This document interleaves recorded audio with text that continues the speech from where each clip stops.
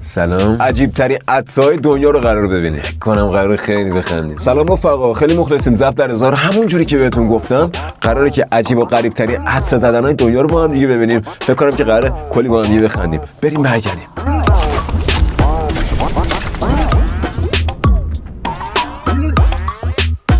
خب رفقا خیلی چاکریم، دمتون گرم که وقت گذاشتین اومدین یوتیوب و این ویدیو رو دارید تماشا میکنید. آقا بی‌مطلبی بریم تو کارش، ببینیم که از چه قراره.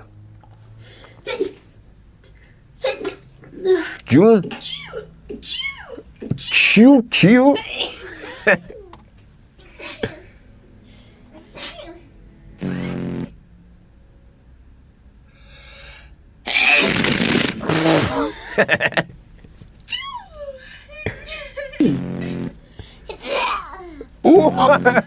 این بالا آورد چرا وایسا.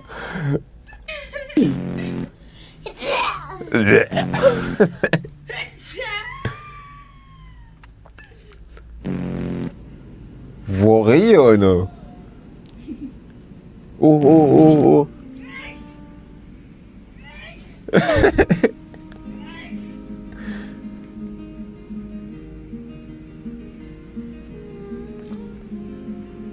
بازم عطسه داری؟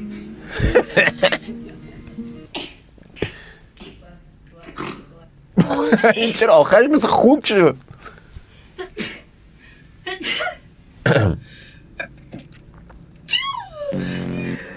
بچه من ویدیو رو اجازه بدید اگر تکراری داخلش دیدید، من چون واسه بار اول دارم این ویدیو رو میبینم و این ویدیو در واقع به دست من رسیده، به خاطر همین شاید مثلا داخلش تکراری هم باشه.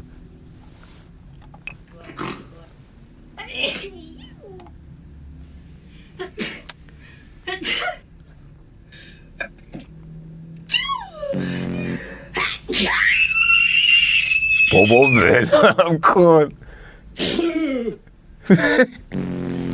چرا سکته زده دفعه؟ خیلی قشنگ بود. وای چرا اینجوری کردی؟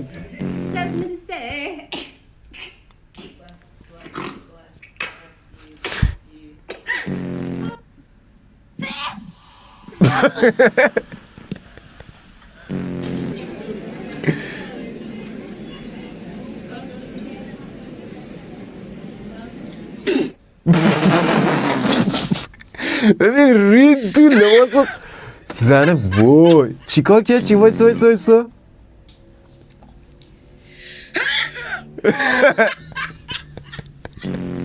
خیلی قشنگ. بابا مریضی مگه میکنی داخل دماغه؟ جون چرا صحبت میکنی اون حدسه؟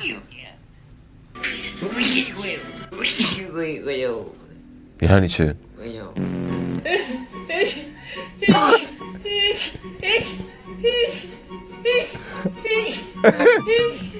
آه بس دیگه، نکنید این کار خطرناکو.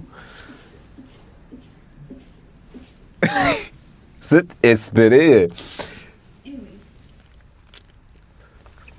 خیلی مخلصیم، دمتون گرم، مرسی از اینکه وقت گذاشتید و ویدیو رو تماشا کردید. اگر ویدیو خوشتون اومد توی بخش کامنت ها بنویسید. اگه ایده دارید بازم توی بخش کامنت ها برای من بنویسید. خیلی چاکریم، خیلی خوشحالم میکنید که ویدیو رو لایک بکنید و کانال رو سابسکرایب بکنید. خیلی چاکریم، میبینمتون به زودی. فعلا خداحافظ.